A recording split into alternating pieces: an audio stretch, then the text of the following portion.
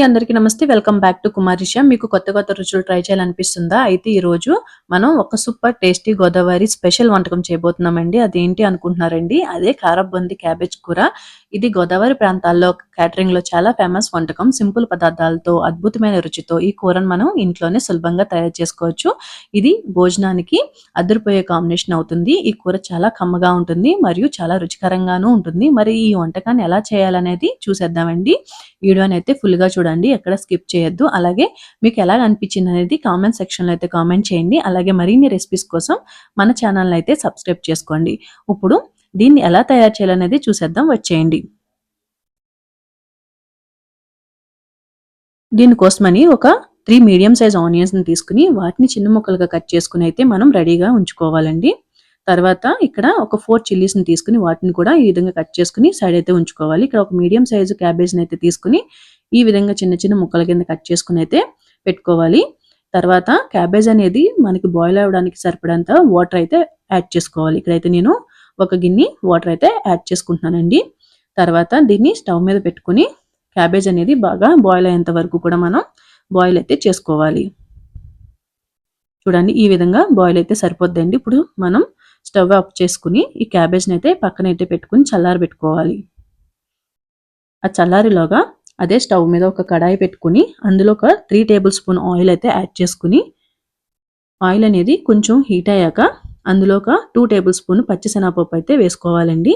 తర్వాత దీన్ని కొంచెం లైట్గా అయితే మనం ఫ్రై చేసుకోవాలి. తర్వాత ఇందులోని 1 టేబుల్ స్పూన్ ఆవాలు, 1 టేబుల్ స్పూన్ జీలకర్ర కూడా వేసుకుని మనం మరొకసారి అయితే కలుపుకోవాలి.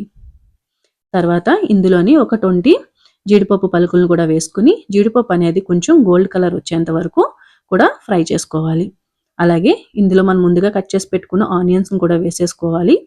అలాగే పచ్చిమిర్చిని, ఇప్పుడు ఇందులో కొంచెం కరివేపాకును కూడా వేసుకుని ఆనియన్ అనేది లైట్ బ్రౌన్ కలర్ వచ్చేంత వరకు కూడా మనం అయితే ఫ్రై చేసుకోవాలి. ఆనియన్ ఫ్రై అయ్యేలాగా మనం ముందుగా బాయిల్ చేసి పెట్టుకున్న క్యాబేజీని అయితే ఈ విధంగా వీడియోలో చూపించిన విధంగా వాటర్ అనేది లేకుండా మనం అయితే పిండేసుకుని ఒక ప్లేట్లో అయితే వేసుకుని రెడీగా అయితే ఉంచుకోవాలండి.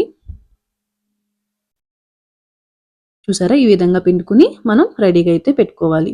ఈ లోపల మనకి ఇక్కడ ఆనియన్ కూడా బాగా ఫ్రై అయిపోయింది. ఇప్పుడు ఇందులోని 1/2 టేబుల్ స్పూను పసుపుని,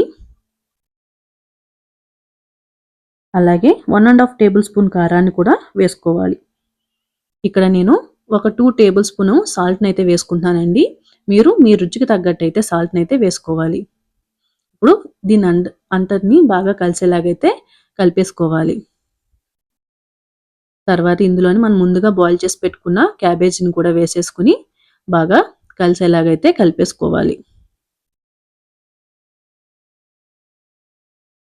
ఇదంతటిని కూడా మనం లో ఫ్లేమ్లో అయితే పెట్టుకుని చేసుకోవాలండి. లో టు మీడియం ఫ్లేమ్ అడ్జస్ట్ చేసుకుంటూ చేసుకోవాలి. తర్వాత ఇప్పుడు మనం మూత అయితే పెట్టేసుకుని ఒక 15 మినిట్స్ మీడియం ఫ్లేమ్లో అయితే కుక్ చేసుకుంటూ మధ్య మధ్య కలుపుకుంటూ ఉండాలండి.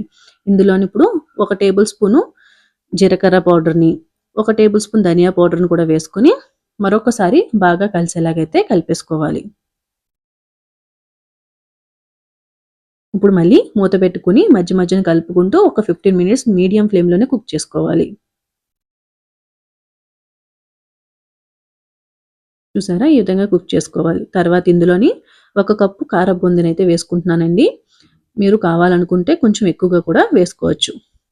ఇదంతా కలిసేలాగా బాగా అయితే కలిపేసుకోవాలి. ఇప్పుడు మరొకసారి మూత పెట్టుకుని కారబొంది అనేది కొంచెం మెత్తగా అయ్యేంత వరకు కూడా మనం కుక్ చేసుకుంటూ ఉండాలి, మధ్య మధ్యన కలుపుకుంటూ. చూసారండి, ఇక్కడ కారబొంది అనేది మనకి కుక్ అయిపోయింది. ఇప్పుడు ఇందులోని కొంచెం కొత్తిమీరని కూడా జల్లుకుంటే అంతేనండి, ఎంతో టేస్టీగా రుచిగా ఉండే క్యాబేజ్ కారబొందు కర్రీ అనేది రెడీ అయిపోయింది. ఇప్పుడు మనం దీన్ని సర్వే బౌల్లో వేసుకుని సర్వ్ చేసుకోవడమేనండి. మరి మీకు ఈ వీడియో అనేది ఎలా అనిపించింది అనేది నాకైతే కామెంట్ సెక్షన్లో అయితే కామెంట్ చేయండి. ఇది రైస్లో కానీ ఏదైనా సైడ్ డిష్లో కానీ అయితే పర్ఫెక్ట్గా సూట్ అవుతుందండి. మీరు కూడా ఒకసారి ట్రై చేయండి. మీకు ఈ వీడియో నచ్చిందని అనుకుంటున్నానండి. నచ్చితే కనుక లైక్ చేయండి, షేర్ చేయండి, అలాగే సబ్స్క్రైబ్ కూడా చేయండి. Thank you for watching this video.